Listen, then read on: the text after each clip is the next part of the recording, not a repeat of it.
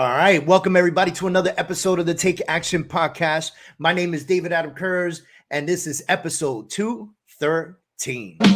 Step up on the scene with his New York lean. David Kurz looking clean with his wholesales team. We ain't come to talk nonsense, it's all about the process and profits. Until we make $1 billion from deposits. He never slack and teach him to take action. So far from whack and never gave up his passion. Can't catch him lacking, dapper down on his fashion. He forever stacking, running up all the cash. Real estate mastermind, check out his book, he gave us the blueprint. Really can't hate the grind, put in the work, no making excuses. Quitting's a waste of time, you made it this far, don't make your life useless. Pull up and taste the wine, he got the flavor, mixing the juices. So tell me a little bit about you. Tell me where you're from, where you at. Talk to the crowd. Let them know who you are. Yes, my name is Naeem Boucher from New Jersey. I'm a realtor here. Born and raised in Patterson. So I'm not sure if you know Patterson, but if you know Fetty Wap, that's where he's from. But yeah, I grew up, with that adversity and always wanted more. And now I'm one of New Jersey's. I'm a top producing agent. I have a team where we're growing at a rapid pace. Yeah, man, it's came a long way. Right. Yes. So look, let me. I want to tap in with everybody who's listening right now because, first time I met you was at a big table. We're about to do the New You Real Estate Conference. We're sitting at dinner, and I was introduced to you by the New World Title team. And I know you're working with them up in the Jersey area. And one of the things that they had mentioned to me before I walked over there, first of all, they were like, "Oh, he's with EXP too, right?" So it's like, instantly with cousins, right? And then, and they said, he's come up really, really fast. So I was like, all right, well, I want to go talk to this guy because one of my big things is, I've been in this industry. I think I'm on my 17th year. And I've seen people come, I've seen people rise, I've seen people fall. So I always like to hear people's story on how they've gotten to where they got. Everybody has their own story. Everybody has their own drive, right? I know why I do what I do every day. And so, just tapping into who you are and where you're from, it's obvious you kind of expressed it right away. I came a really long way. So how long have you been officially licensed as a real estate agent? I've been officially licensed as a realtor for, I want to say, 6 years. 6 years. Yeah. And in the first 6 years, like, how much adversity did you feel? How much struggle did you feel in like those first years, coming into the business? So the first time I got to the business, it was what was it, like 2016, 2015, around there. For over 3 years, I did no business. I was at Keller Williams and did no business. I was part-time agent. I was averaging maybe 2-3 deals a year. I think 2016 I sold one house, and that was the first house that I bought for myself. Wow. I was doing it part-time. I was coaching soccer, and I wanted to quit. I wanted to quit because I was like, I just felt like I just felt like it was just content. Not even I was content. I was just doing the bare minimum, because I was part-time. I had a guaranteed salary, and I didn't know if I can, be this big realtor that I am now. Like, I was good with just the whatever, because I was on defense, right? I was on defense, living in the attic, driving a hoopty, and whatever I can do was bonus. So at the time, I'm like, great. Oh my God, this is, I wasn't even thinking of the potential of what this industry can do. Because, it was new to me. But I was discouraged. But I stuck with it, and thankfully I stuck with it. So what was your turning point? What was the point that kind of said, I got to get the fuck out of here. I got to do something different. Like, I got to make a change in my life. What was that turning point? The turning point was, as I mentioned, I was literally, brother, I'm amazing on defense. Peanut butter and jelly, saving no money, and just trying to save to buy my first house. So I got the first house. Now I want the second one, right? So I'm doing the best I can, saving, right? I was substitute teaching. I was selling real estate. I was coaching soccer, doing all this stuff to try and, qualify to get properties. Then my mortgage lender says, Naeem, you're not going to qualify because you just don't make enough, right? You just don't make enough. So you're going to have a very hard time qualifying to get more houses. So then he said, Naeem, you're a realtor. Why don't you just learn how to become a better realtor? There's realtors that are out here making 6 figures. And I said, 6 figures? Is it possible? I couldn't even think about that. I just I just couldn't even think about it. So he started introducing me to realtors that were making six figures and stuff like that. And then at the time, a lot of those people that were at Keller Williams that I knew, they left Keller Williams and went to EXP. So then, I mean, I got nothing to lose. At Keller Williams, it was 70-30. EXP was 80-20 split. So then just by leaving to go to EXP, I gave myself a 10% raise for the little bit of deals I was doing anyway, right? So I did that. And then I actually joined a team, and then that's when I started learning, you know, systems and processes and stuff like that. But I still wasn't really going at 100 miles per hour until I finally decided to quit the soccer. So I gave up that guaranteed income. I was in the process of becoming a cop, and I shredded the packet. Like literally, I got past the background stage, I got past the written exam, and I was going to have a guaranteed salary with benefits. And I remember asking my friends, like, should I take the job or should I just try this real estate? Should I take it? But I shredded the packet, quit soccer, and now I had no option but to become a better realtor, literally. So once I put that fear behind me, that was the motivator for me to go out and just take a massive action. So I would ask questions. I would go into do it. I would literally find out who are all these agents that were making six figures, become friends with them, and just try and get one gem. Just try and get one gem, and it was massive action. I started walking and talking as if I was the best realtor in New Jersey. When I was dealing with one client, I was saying, listen, I'm going to get the job done. I'm going to get the job done. When I was negotiating for deals, I'm going to get the job done. When I was talking to listing agents, I'm going to get the job done. I overcommitted and I over-delivered, and that was nonstop. It's funny that you just said that. So people will say under promise and over deliver, right? But you said you overcommitted and over delivered. Talk to me about that. Meaning, brother, there was no like in my head, there was nothing that was going to stop me. Literally, there was nothing that was going to stop me. I was going to get the job done. I was going to try every angle. Like there was deals that probably shouldn't have been closed because, you know, just issues with this, issues with that. But I was solving problems. I was always looking to solve problems. Whatever, if there was a problem, I'm going to solve it.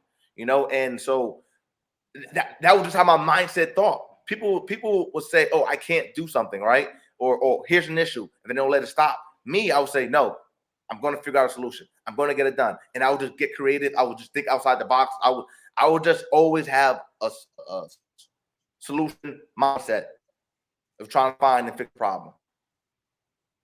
That's awesome, man. I think a lot of people get into this industry and they believe that it's an easy industry to succeed in. Touch on that. I mean, yeah, people think it's easy, right? Like people think it's easy. It's easy to go on Instagram and you see just so offer accepted, just so offer accepted, just so offer accepted. Everyone's posting their little accolades, right? And look, I'll be honest, I make it look easy, and I apologize for the people that's watching. I apologize. This stuff is hard. You know, it's not easy. You know, and that's good. That's a good point. Talk to them about the grind they don't see. The grind they don't see when you submit, you know, 10 offers and none of them get accepted. When you get a deal accepted, and then at the finish line, the deal closed. No, the deal don't close because of the buyer bought a car or whatever. I don't know. The deal closed last minute. You can't count deals. You know, just negotiating, clients ghosting you. When you wake up in the morning, you're like, okay, my phone's not ringing. I gotta go make something happen. When you knock on the door, someone tells you no. People tell you no again. They'll tell you no again. When no one wants to buy from you, your friends, your family, no one wants to do business with you. You know, so you got to go out and meet strangers.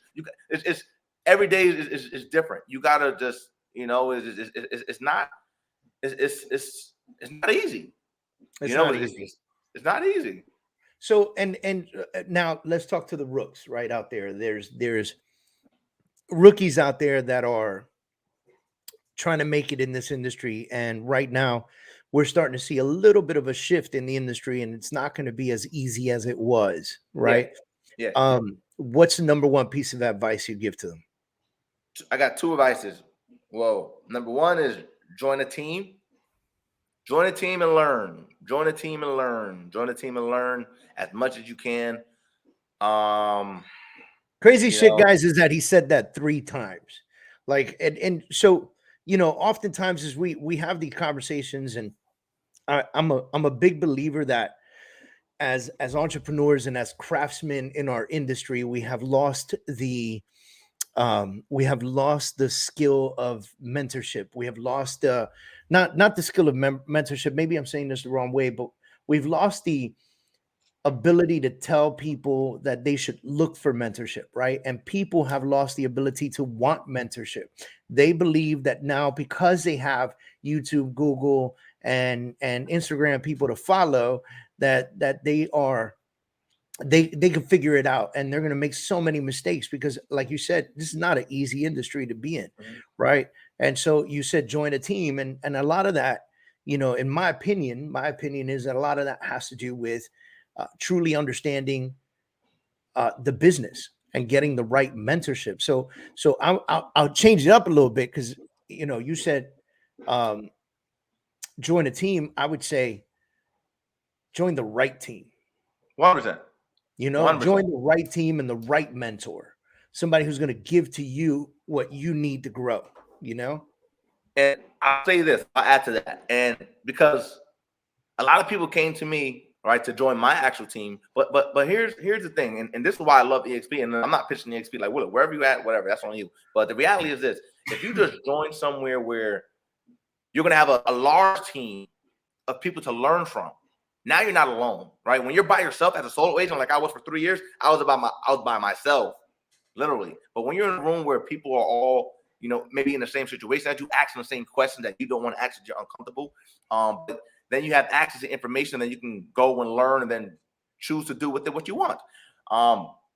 There's some teams that won't even take you because you're part-time and you're not producing to a certain standard, right? So team can also mean just be around people that, like you said, are supportive and you can learn from, right? Because I'm gonna be honest, right now I'm growing at such a rapid pace that if you're not producing or willing to overcommit and over-deliver as I am, then we can't be on the same sales team. But I can still mentor you. I can still motivate you, because maybe you don't want to sell 24 homes a year. Maybe you want to do 5, 6, right? So what is your capacity? And it's a matter of being in a room to get the information so you can operate to your level of capacity.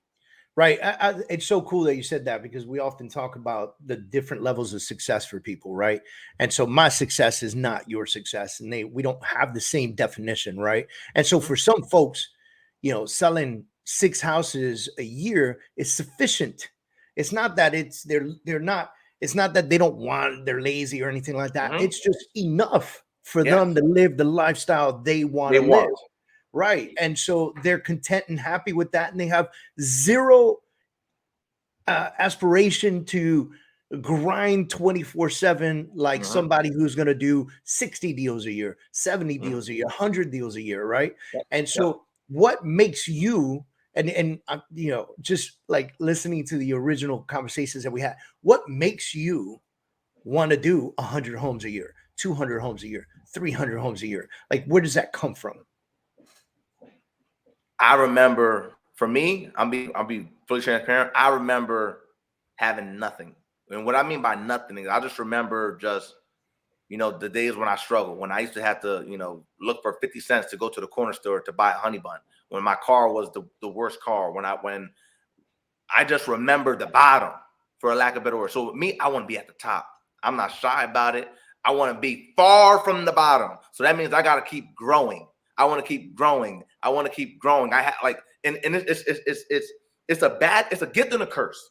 It's a gift and a curse because I struggle with being grateful, because I can literally say right to myself, I can stop right now and be okay, and way better than the kid that I was when I was in Patterson, the attic. My reps are crazy. I got property. I have a successful team. I already built up a referral business. I can chill.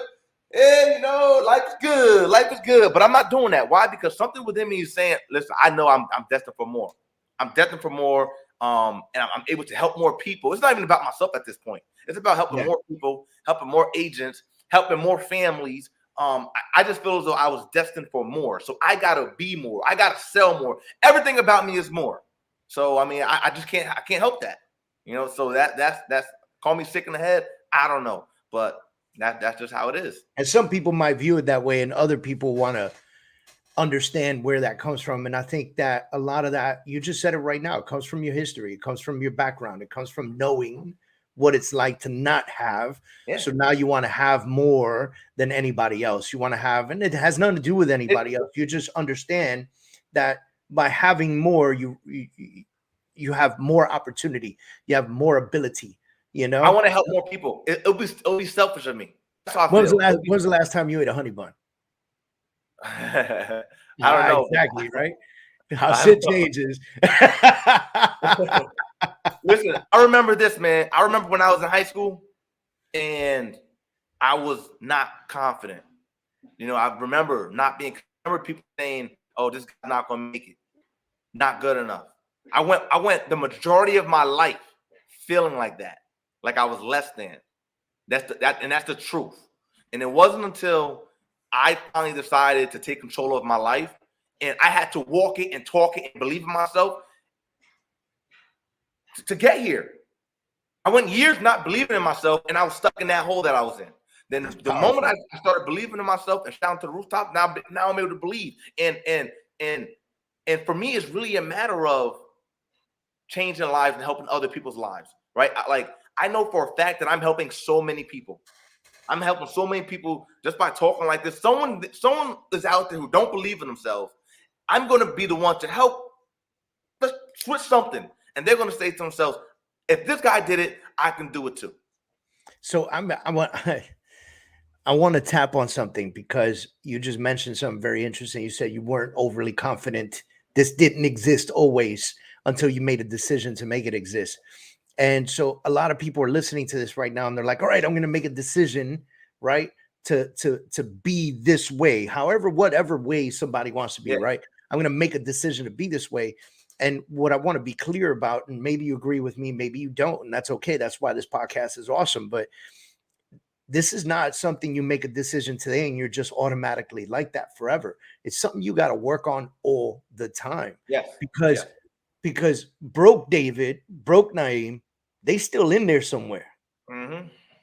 And it's about breaking so many damn habits, and that confidence level, sometimes it gets tested, right? And the bigger and the stronger and the more successful you become, the more people want to test it. Yes.